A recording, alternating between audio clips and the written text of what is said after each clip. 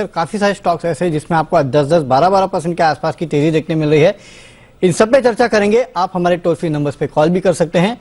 कोशिश करेंगे आपके ज्यादा से ज्यादा सवालों के जवाब देने के लिए। आज हमारे साथ आपके सवालों के जवाब देने के लिए सेंट्रम ब्रोकिंग से नीलेश जैन जी जुड़ रहे हैं। नीलेश जी, गुड आफ्टरनून और बहुत बहुत स्वागत है आपका जी बिजनेस पर। सबसे पहले तो एक अपडेट दे देता हूं कि नीलेश जी जब पिछले बार हमारे साथ जुड़े थे 12 जुलाई को, तब निफ्टी करीब 16,100 के आसपास था। तब इन्होंने कहा था कि 16,200 और बहुत जल्द आपको 16,500 के आसपास के लेवल देखने मिलेंगे।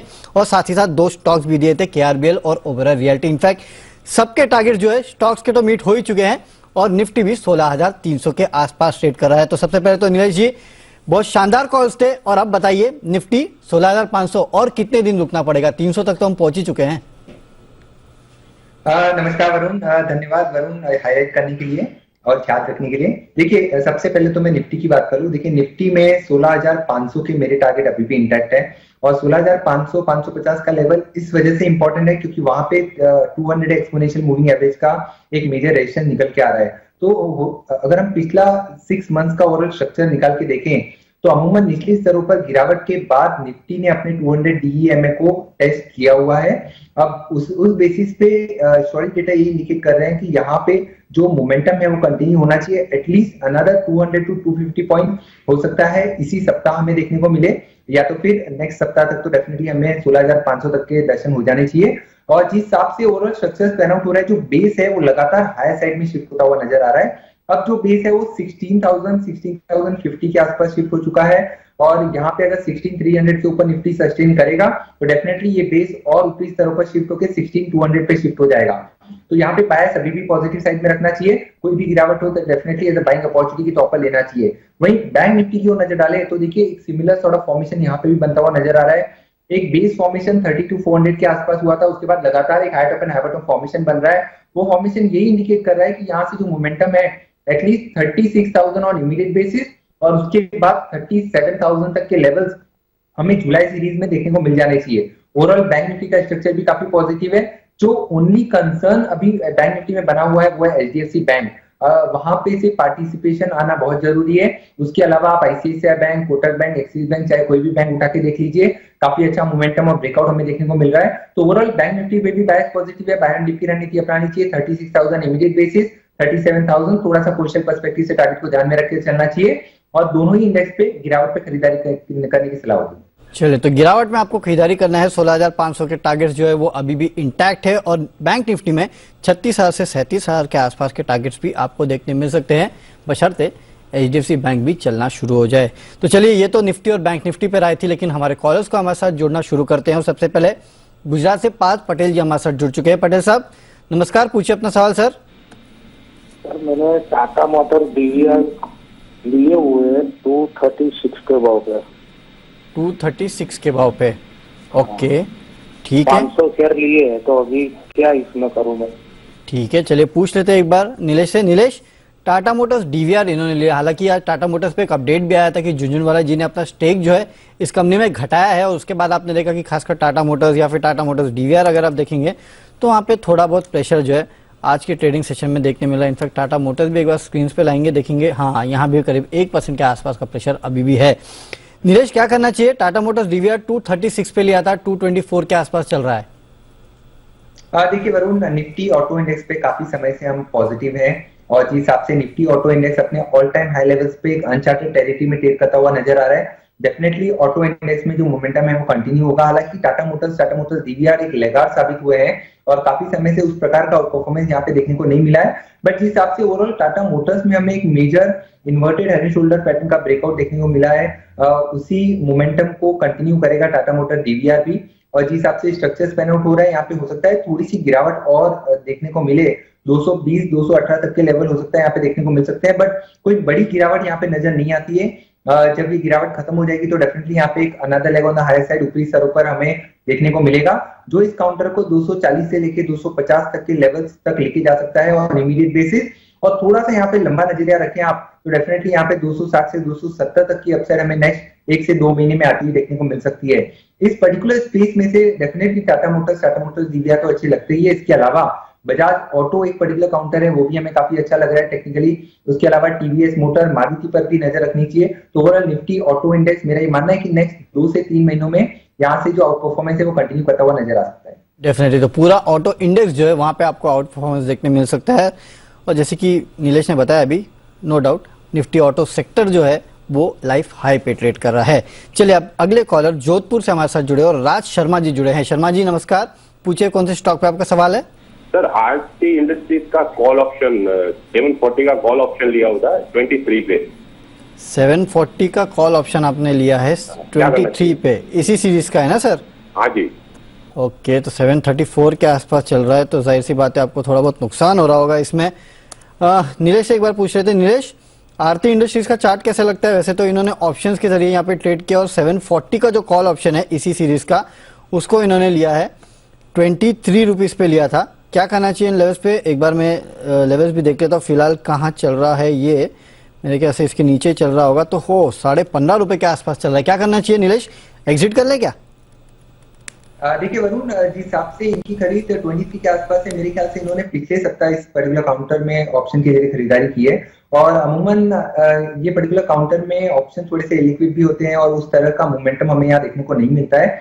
बट फिर भी देखिए अंडरलाइन जो स्टॉक्स जो प्राइस मूवमेंट है वो यही इंडिकेट कर रहा है कि यहाँ पे बायस थोड़ा सा पॉजिटिव साइड में, बट थोड़ा सा कंसोलिडेशन यहाँ पे रूल आउट नहीं किया जा सकता है। उस वजह से यहाँ पे थोड़ा सा टाइम लेके इनको झेलना पड़ सकता है। हो सकता है यहाँ पे 15 रुपए 40 पैसे के आसपास अभी जो ऑप्शन ट्रेड हो रहा है और थोड़ा सा नीचे आता हुआ नजर आएगा।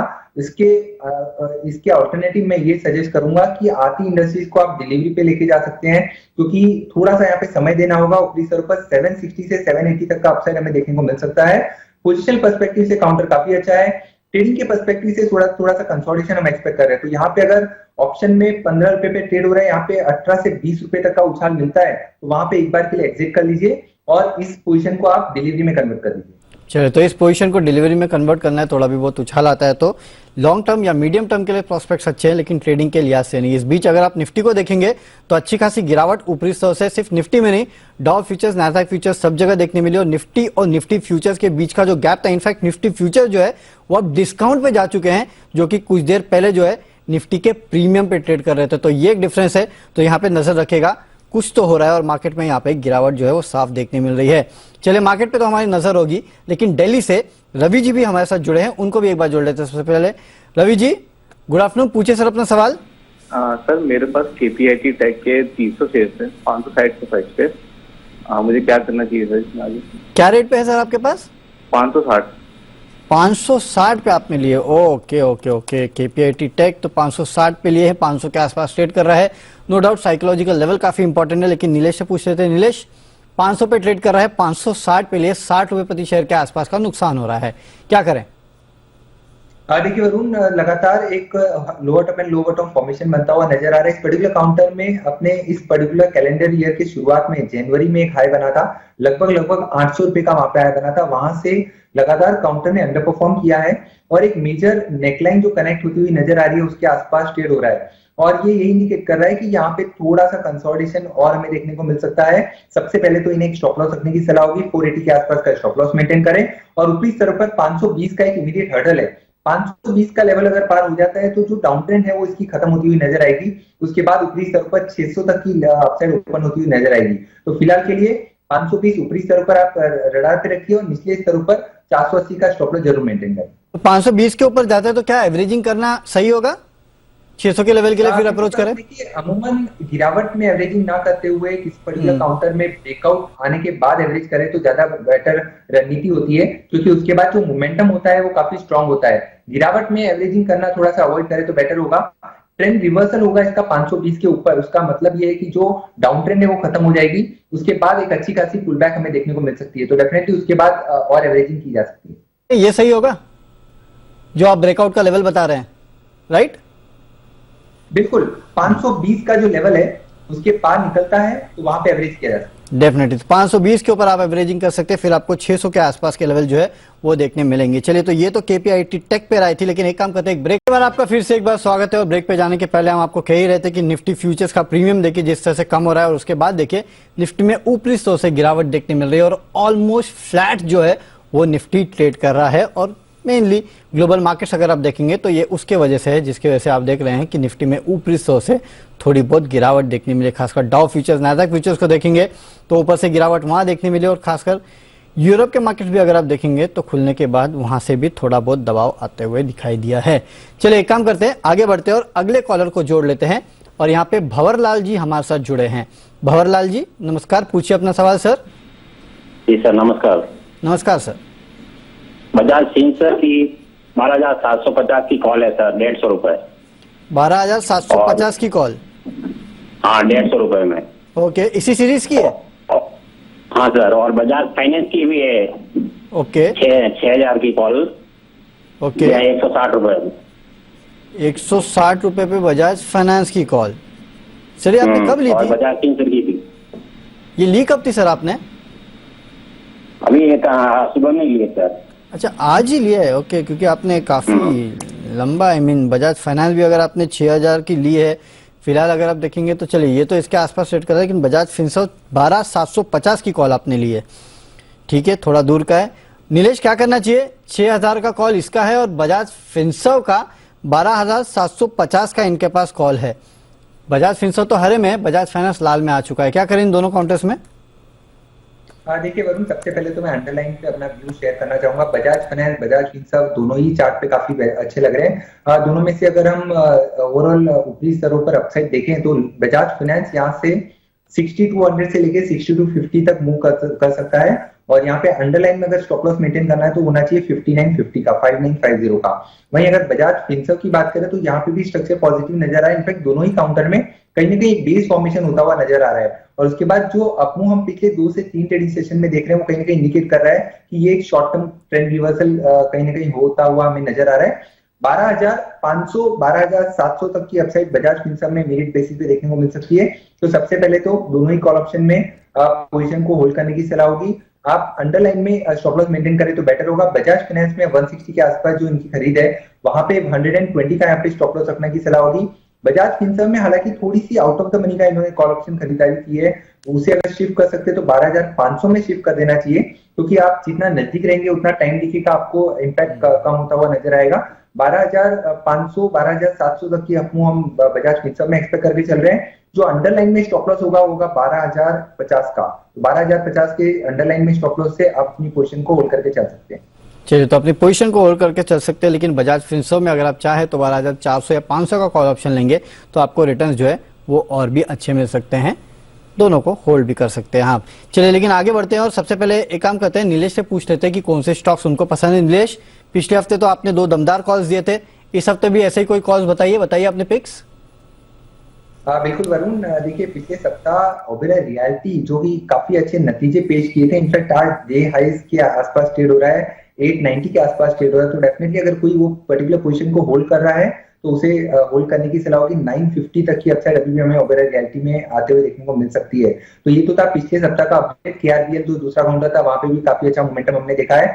अब इसी प्रकार का ब्रेकआउट एक बैंकिंग स्पेस से जुड़ी कंपनी फेडरल बैंक में हमें देखने को मिल रहा है, जिसके नतीजे ऑलरेडी आ चुके हैं, काफी शानदार नंबर थे। साथ ही साथ टेक्निकली अगर आप देखें तो इसके अंदर पिछले लगभग 8 महीने के कंसोलिडेशन का ब्रेकआउट हमें देखने को मिल रहा है, जिसे हम कॉपी बुक स्टाइल कह सकते हैं। एक सिमेट्रिकल ट्रायंगल फॉर्मेशन का ब्रेकआउट हमें देखने को मिल रहा है, जो ब्रेकआउट 102 के लेवल के आसपास आज के सेशन में आया है, और ऊपरी स्तरों पर यहाँ से इमीडिएट बेसिस पे 110 के टारगेट को ध्यान में रख के चलना चाहिए। अगर कोई इसे पोर्टफोलियो में ऐड करना चाहता है तो एक गिरावट पे स्टैगर वे में खरीदारी करें। 115-120 तक की भी अपसाइड नेक्स्ट 3 to 4 मंथ्स में हमें देखने को मिल सकती है, और जो स्टॉप लॉस ट्रेडिंग के पर्सपेक्टिव से होगा 101 का। तो ये होगी पहली preferred bet from banking space Federal Bank. दूसरा स्टॉक है अडानी पोर्ट। देखिए Adani overall as a group में काफी अच्छा मोमेंटम बना हुआ है, तो अडानी पोर्ट इस पर्टिकुलर काउंटर में खरीदारी करने की सलाह होगी। ऊपरी स्तरों पर देखें तो 760 से लेकर 770 तक की अपसाइड हमें अडानी पोर्ट में देखने को मिल सकती है। 734 का यहाँ पे स्टॉप लॉस होगा। साथ ही साथ एक और स्टॉक जो अभी भी मेरे रडार पे आ रहा है फाइनेंशियल स्पेस में, फाइनेंशियल निफ्टी स्पेस में काफी अच्छा मूव हमें देखने को मिल रहा है, महिंद्रा एंड महिंद्रा फाइनेंस। ये अभी मेरे रडार पे आया, एक फ्रेश ब्रेकआउट हमें यहाँ पे देखने को मिल रहा है। साथ ही साथ 2.5% का ओपन इंटरेस्ट एडिशन हुआ है, तो लॉन्ग बिल्डअप यहाँ पे होते हुए नजर आ रहे हैं। ऊपरी स्तरों पर 210 214 तक की अपसाइड हमें यहाँ पे देखने को मिल सकती है। 201 के आसपास का स्टॉप लॉस रखना होगा। तो आज के लिए 2 नहीं 3 पिक्स होंगे। चलिए, तो आज के लिए 2 नहीं 3 पिक है, फेडरल बैंक, अडानी पोर्ट और साथ ही साथ M&M फाइनेंस।